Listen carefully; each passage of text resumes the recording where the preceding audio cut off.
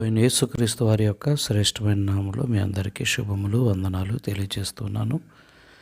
ఈరోజు హెబ్రీ పత్రిక 6వ అధ్యాయాన్ని మనం ధ్యానం చేద్దాం. పౌలు యూదా క్రైస్తవులకు తెలియచేస్తున్నటువంటి విషయాలుగా మనం వీటిని చూడొచ్చు. మొదటి 2 వచనాల్లో కొన్ని ప్రాముఖ్యమైన విషయాల గురించి తెలియచేస్తాడు. అందులో ఒకటి విడిచిపెట్టాలి అంటాడు. ఏం విడిచిపెట్టాలి? నిర్జీవ క్రియలు.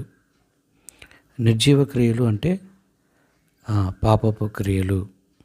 ఇంకా చెప్పాలంటే పాత నిబంధన సంబంధమైన క్రియలు, బలులు, ఆచారాలు, సాంప్రదాయాలు, ఇలాంటివి, గిన్నెలు పాత్రలు కడగడం, మొదలగునవి. రెండవదిగా మానాలి అంటాడు. ఏం మానుకోవాలి అంటే మూలోపదేశములను మాని అంటాడు. మూలోపదేశములు అంటే మారు మనసు, విశ్వాసం, బాప్తిజం, హస్త నిక్షేపణ, మృతుల పునరుద్ధానం, నిత్యమైన తీర్పు. చాలాసార్లు మనం ఈ మాటలు కన్ఫ్యూజ్ అవుతాం.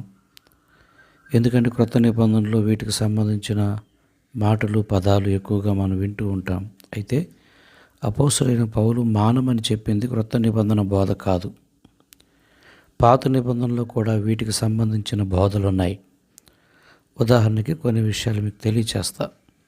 మారు మనసు అంటే పశ్చాత్తాపం గురించినటువంటి కొన్ని బోధలు ఉన్నాయి. విశ్వాసం అంటే దేవుని మీద నమ్మకం ఉంచడం గురించినటువంటి కొన్ని విషయాలు ఉన్నాయి.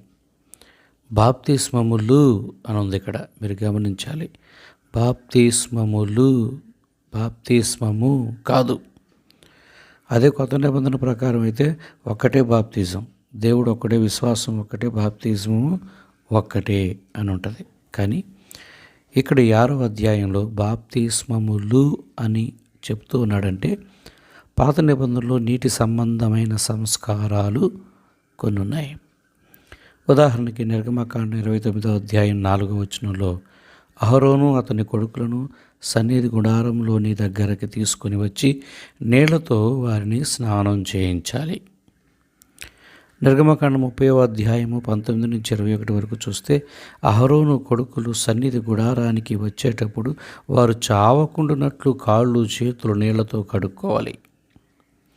లేవికాండం 11వ అధ్యాయం 25లో చూస్తే పేనుగును మోసిన ప్రతి ఒక్కరూ తమ బట్టలు నీళ్లతో ఉతుక్కోవాలి. సాయంత్రం వరకు వాళ్ళు అపవిత్రులుగానే ఎంచబడతారు. సంఖ్యాకాండం 8వ అధ్యాయం 7వ వచనంలో చూస్తే పాప శుద్ధిని సూచించే నీళ్లను వారి మీద చిలకరించాలి. ఆ విధంగా వారు శుద్ధి చేసుకోవాలి. ఇది బాప్తిస్మములు అంటే. ఇది పాత ఈ మూలోపదేశాలు మానమని చెప్తున్నాడు. ఇంకా హస్త నిక్షేపణ గురించి కూడా మనం చూస్తే సంఖ్యాకాండం 8వ అధ్యాయం 10వ వచనం చూస్తే లేవీలను నిలబెట్టి ఇజ్రాయేలు ప్రజలందరూ కూడా వారి మీద చేతులు ఉంచాలి. సంఖ్యాకాండం 27వ అధ్యాయం 18వ వచనం చూస్తే మోషే కూడా యెహోషువ తల మీద అలాగే చేతులుంచి ప్రార్థన చేసినట్టుగా, మనం హస్త నిక్షేపణ చేసినట్టుగా మనం చూస్తాం. ఇకపోతే మృతుల పునరుద్ధానము అని ఉంది. అవును, వాళ్ళకు కూడా దీని గురించిన బోధ పాత నిబంధనలో ఉంది. దానియేలు 12వ అధ్యాయం 2వ వచనం చూస్తే మరణించిన వారు లేస్తారు, అయితే కొందరు జీవ పునరుద్ధానానికి, మరికొందరు నిందలు పాలవడానికి ఈ బోధలు ఉన్నాయి. తర్వాత నిత్యమైన తీర్పును గురించి కూడా చాలా బోధలు ఉన్నాయి. ఉదాహరణకి 9వ కీర్తన 8వ వచనంలో దేవుడు న్యాయసమ్మతంగా తీర్పు తీరుస్తాడు. 82వ కీర్తన 8వ వచనంలో దేవా లేచి భూమికి తీర్పు తీర్చు. యావేలు గ్రంథం 3వ అధ్యాయం 12వ వచనంలో నేను నలుదిక్కుల నుండి జనాన్ని ఆ యొక్క లోయ వైపుకి నడిపిస్తాను, అక్కడ వారిని పోగు చేసి వారికి తీర్పు తీరుస్తాను అన్నాడు. కాబట్టి పౌలు మూలోపదేశములు మాని అన్న మాట పాత నిబంధన సంబంధించిన మూలోపదేశములే కానీ క్రీస్తు బోధలు, అపోస్తల బోధలు కాదు అని మనం మొదట జాగ్రత్తగా గమనించాలి. ఇకపోతే సంపూర్ణులగుటకు సాగిపోదాం అంటాడు ఈ 2 వచనాల్లో. అదొక మాట. ఏంటి సంపూర్ణతలోకి అంటే యేసు బోధలే సంపూర్ణతలు. కాలము సంపూర్ణమైనప్పుడు దేవుడు తన కుమారుని పంపించాడని. సో ఆ కాలంలో దేవుడు నానా విధాలుగా మాట్లాడాను, కానీ ఈ కాలమందు దేవుడు తన కుమారుని ద్వారా మాట్లాడాడు. సో యేసుక్రీస్తు బోధల ద్వాతో సంపూర్ణమవుతా ఉంది. సో సంపూర్ణమైన బోధ క్రీస్తు ద్వారానే వచ్చింది, అపోస్తుల ద్వారానే వచ్చింది. సో దాంట్లోకి వెళ్ళాలి మనం, దీన్ని మానేసి అని చెప్తున్నాడు పౌలు యూదా క్రైస్తవులకి, హెబ్రీలకి. ఈ విషయాన్ని మనం గమనించాలి. ఇక 3వ వచనంలో చూస్తే దేవుడు సెలవిస్తే మనం అలా చేద్దామంటాడు. మళ్ళీ ఆ ఒక్క మాటతో మనం ఇప్పటివరకు మాట్లాడుకున్నవన్నీ ఏం చేద్దాం అన్నట్టుగా అనుమానం వస్తుంది. అది ఒక ఓతు పదం. దేవుడు సెలవిస్తే, దేవుడు సెలవివ్వకపోతే మళ్ళీ పాత ఇవన్నీ చేద్దామా, బరులను నరిపిద్దామనా దాని అర్థం కాదు. సో దేవుడు సెలవిస్తే అన్న మాట ఎలా తీసుకోవాలంటే అది ఒక ఊత పదంగా తీసుకోవాలి. అంటే దాన్ని ఎలా చెప్పాలో నాకు తెలియట్లేదు, నాకు అలా అనిపించింది ఊత పదం అని. మరి అది ఎంతవరకు ఆ మాట కరెక్టో లేదో నాకు తెలియదు. సో అది మీకు చెప్తాను ఏంటనేది. ఉదాహరణకి పౌలు ప్రతిసారి పౌలు తరచుగా ఈ మాట చెప్తూ ఉంటాడు, ప్రభు చిత్తమైతే అలా చేద్దాం, ప్రభు చిత్తమైతే వెళ్దాం, ప్రభు చిత్తమైతే వస్తాను అన్న మాటలు. మీకు రిఫరెన్స్ కావాలంటే నేను చెప్తాను. అపోస్తల కార్యం 18వ అధ్యాయం 21, కొరింథీయులకు రాసిన మొదటి పత్రిక 4వ అధ్యాయం 19వ వచనం, అలాగే 16వ అధ్యాయం 7వ వచనం, రోమపత్రిక 15వ అధ్యాయం 32వ వచనం, యాకోబు పత్రిక 4వ అధ్యాయం 15వ వచనం. ఇలా ఉన్నాయి చాలా. సో దాన్ని మనం గమనించాలి. ఇకపోతే 4 నుంచి 6 వచనాల వరకు చూస్తే ఆత్మీయ స్థితి గురించి మాట్లాడుతున్నాడు. ఒకసారి వెలిగింపబడి అని ఒక లిస్టు చెప్పాడు.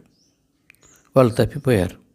ఒకసారి వెలిగింపబడి తప్పిపోయారు. ఆత్మ సంబంధమైన వాటిని వాళ్ళు అనుభవించారు, పరలోక సంబంధమైన వాటిని రుచి చూశారు.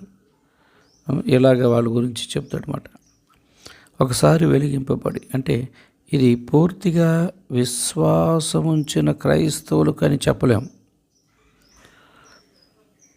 కొంతమంది ఏం చేశారంటే నమ్ముకున్నారు, కానీ ఎక్కడో వారి కోరిక తీరలేదని, వారు అనుకున్న విధంగా ఈ యొక్క మార్గం లేదని, విశ్వాసంలో నుండి తొలగిపోయేటువంటి అవకాశాలు ఉన్నాయి. అలా తొలగిపోయిన వాళ్ళు కూడా ఉన్నారు. అసలు అలాంటి వారు యేసునందు ఆయన మాటల యందు విశ్వాసం ఉంచిన వారు కాదు అని మనం తెలుసుకోవాలి. మీకు ఒక ఉదాహరణ, ఒక వ్యక్తి చెప్తా. ఇస్కరియోతు యోధా. అతడు ప్రభువుని వెంబడించాడు, అద్భుతాలు చూశాడు, అద్భుతాలు చేశాడు, కానీ ఏమైపోయాడు? దూరం అయిపోయాడు. అతని గురించి దేవుడు చెప్తాడు, యేసుప్రభు చెప్తాడు, మీలో కొంతమంది విశ్వాసం ఉంచలేదు అని. అంటే చాలామంది నిజంగా విశ్వసించకుండా కూడా ఆకర్షించబడి కోరుకొని వాళ్ళు ఏదో తలంచుకొని ప్రభులోకి వచ్చి కొనసాగే వాళ్ళు కూడా ఉంటారు. ఇలాంటి వాళ్ళు కూడా దేవుడు అన్ని రుచి చూసేటువంటి అనుభవాన్ని సంఘం ద్వారా, సహవాసం ద్వారా ఇస్తాడు, కానీ వాళ్ళు తప్పిపోతారు. ఇక అలాంటి వాళ్ళు ఏంటంటే వాళ్ళకి ఏదో తీరలేదని పోయిన వాళ్ళు మళ్ళీ వెనక్కి రాలేరు, పశ్చాత్తాపడలేరు, ప్రభు దగ్గరికి వచ్చి క్షమాపణ అడగలేరు. ఏదో ఒకటి, అయ్యా నాకు నువ్వు లేకపోతే నేను ఉండలేను, ఇవన్నీ లేకపోయినా పర్లేదు, నాకు నువ్వు కావాలి అన్న ధోరణిలోకి రాలేరు. కాబట్టి ఇక్కడ మనం గమనించాల్సిన ఇంకొక విషయం ఏంటంటే, వెలిగించబడ్డారు, రుచి చూచారు, అనుభవించారు, కానీ పరిశుద్ధాత్మను పొందలేదు. ఇక్కడ కూడా చాలామంది ఈ మాట రంగాన్ని కన్ఫ్యూజ్ అవుతారు. పరిశుద్ధాత్మను పొందలేదు, పరిశుద్ధాత్మలో పాలివారయ్యారంతే అని రాయబడింది. పాలివారయ్యారు అని రాయబడింది. ఆ మాటకు వస్తే యేసుప్రభు కూడా శిష్యుల మీద అనేకసార్లు మీరు పరిశుద్ధాత్మను పొందుడి అని చెప్తాడు. అంటే ఆయన వచ్చి ఆ టైంలో వాళ్ళని బలపరిచి వెళ్తూ ఉండేవాడు అంతే. ఎవరు పర్మనెంట్గా పొందలేదు. సో ఈ రుచి చూసిన వాళ్ళు, అనుభవించిన వాళ్ళు, ఈ వీళ్ళంతా కూడా తర్వాత తప్పిపోయిన వాళ్ళందరూ కూడా పరిశుద్ధాత్మను పొందుకున్న వాళ్ళు కాదు, జస్ట్ ఆయా సమయాల్లో పాలివారయ్యారు. ఈ అవగాహన మనం చేసుకోవాలి. ఇక 7-8 వచనాల్లో మనం చూస్తే దేవుడు పంపించిన వర్షం గురించి చెప్తాడు. దేవుడు వర్షం పంపించాడు దేనికోసం? పంటల కొరకే. అయితే ఆ నీళ్లు ఉపయోగించుకొని పిచ్చి మొక్కలు కూడా మొలుస్తూ ఉంటాయి, ఆ వర్షం నీళ్ళు ఉపయోగించుకొని. అయితే వాటి వలన ఎవరికి ప్రయోజనం లేదు. అయితే అది చివరికి అగ్నిలోనే కాల్చబడతాయి అన్న సంగతి తెలియచేస్తూ ఉన్నాడు. అలాగా దీన్ని మనం ఎలా అర్థం చేసుకోవాలంటే, దేవుని యొక్క పోషణ, దేవుని యొక్క విశ్వాసంలో ఎదుగుతున్న అనేక మంది కూడా ఇలాగ రుచి చూడొచ్చు లేదా అనుభవించవచ్చేమో, కానీ వాళ్ళ వల్ల ఎవరికి ప్రయోజనం ఉండదు. ఎందుకంటే వారి జీవితాల్లో పరిశుద్ధమైన జీవితం వైపుకి వారి యొక్క అడుగులు ఉండవు, వాళ్ళ యొక్క మార్పు చెందిన జీవితాలు ఉండవు. సో వాళ్ళ వలన ఎవరికి ఉపయోగం లేదు. టోటల్గా వారు దేవుని యందు విశ్వాసం ఉంచలేదు అని మనం కన్ఫర్మ్ చేసుకోవచ్చు.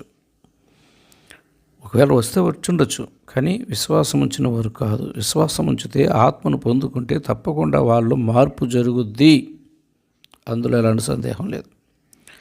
ఇకపోతే 9వ వచనంలో చూస్తే పౌలు వారిని ప్రోత్సహిస్తూ చెప్తాడు, అయితే మీరు అలాంటి కాదు, కానీ మీరు చాలా మంచివారుగా ఉన్నారు, మిమ్మల్ని బట్టి మేము చాలా సంతోషిస్తున్నాం, మీరు గొప్ప నమ్మకం కలిగి ఉన్నారు అని చెప్తూ 10వ వచనంలో ఏమంటాడంటే, పరిశుద్ధులకు ఉపచారం చేస్తున్నారు, చాలా సంతోషం, దేవుడు అన్యాయస్తుడు కాదు, తప్పకుండా మీకు సహాయపడతాడు, మీరు చేసే మంచి పనులు అన్నీ దేవుడు చూస్తున్నాడు అన్నట్టుగా వారిని ప్రోత్సహిస్తూ, ఇలాగే మీ యొక్క ఆసక్తిని చూపిస్తూ ఉండండి, చివరి వరకు కొనసాగిస్తూ ఉండండి,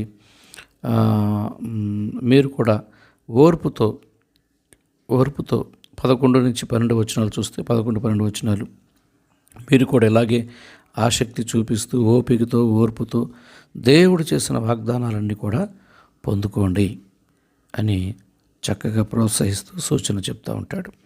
ఉదాహరణకి ఇక్కడ అబ్రహామును ప్రస్తావించారు.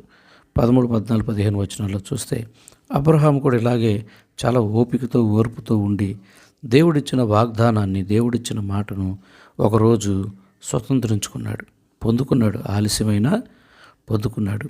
కాబట్టి మీరు కూడా అలాగే పొందుకోవాలి అని వారిని ప్రోత్సహిస్తూ అబ్రహాం యొక్క ప్రస్తావన పౌలు గారు తీసుకురావడం అనేది మనం చూస్తూ ఉన్నాం. ఇక చివరిగా 17 నుంచి 20 వచనాలు ఇక మనం చూస్తే టోటల్గా దేవుడు మాట ఇస్తే తప్పడు, ఇక దానికి పెద్ద ప్రమాణంతో ఏం పని లేదు. ఆయన ఒకవేళ ప్రమాణం చేయదలుచుకుంటే ఎవరి మీద చేస్తాడు? ఆయనకంటే గొప్పవాడు ఎవరున్నారు, పెద్దోడు ఎవరున్నారు? ఎవరు లేరు. సో ఆయన ప్రమాణం చేయాల్సిన పెద్ద అవసరం లేదు. కానీ నేనేనయ్యా చెప్పేది, నేను చెప్తే చాలు నీకు, నా మాట అంటే మాటే అన్నట్టుగా తన వాక్కు చేత, తన వాగ్దానం చేత, తన నోటి మాట చేత ఆయన గొప్ప ధైర్యాన్ని నమ్మిన వారి యొక్క జీవితాల్లో కలిగించడం అనేది మనం చూస్తూ ఉన్నాం. పౌలు కూడా దాన్ని ఉద్దేశించి చెప్తూ ఉంటాడు, చాలు మనకు ఆయన మాట ఉంది, చాలు మనం ధైర్యంగా ఉండడానికి. సో ఆయన మాట ఇస్తే తప్పకుండా ఒకరోజు అది జరిగి తీరాల్సిందే. ఈ ధైర్యంతో మనం ముందుకు వెళదాం, సంపూర్ణతలోకి కొనసాగుదాం, పాత విషయాలు విడిచిపెడదాం, పాత ఆచారాలు పద్ధతులు విడిచిపెడదాం, మనం మానుకోవాల్సినవి మానుకుందాం, కొనసాగించవలసినవి కొనసాగిద్దాం అంటూ చక్కగా వాళ్ళని బలపరచడం అనేది ఈ యొక్క హెబ్రీ పత్రిక 6వ అధ్యాయంలో మనం ఈ పూట నేర్చుకున్నాం. సో మనం కూడా ఎలాగ మనం దీన్ని మోరల్గా తీసుకోవాలంటే, మనం దేవుడిని నమ్ముకున్నాం, సరే మనకు రక్షణ ఉంది, దేవుడు మనల్ని రక్షిస్తాడు, మనం ఆత్మను పొందుకున్నాం, కృపచేత రక్షింపబడ్డాం, అలా అని మన పాత జీవితాన్ని, పాపపు జీవితాన్ని ఇంకా కొనసాగించడం అనేది మన అభివృద్ధికి ఏమాత్రం మంచిది కాదు. సో మనం కూడా ఇంకా విడిచిపెట్టవలసినవి ఉన్నాయి, మనం కూడా మానవలసినవి ఉన్నాయి, మనం కూడా వదులుకోవలసినవి ఉన్నాయి. సో మనం ఎప్పుడైతే వాటి మీద దృష్టి పెడతామో దేవుని యొక్క బలము, శక్తిని ఇంకా మనం పొందుకుంటాం.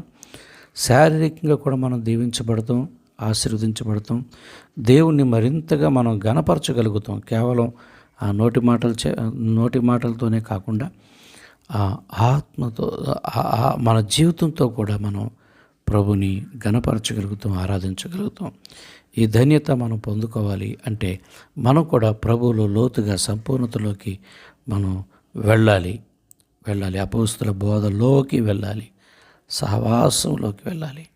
సో దేవుడు ఈ మాటలను మనందరి వెనుకడిలో దీవించును గాక. ఆమేన్.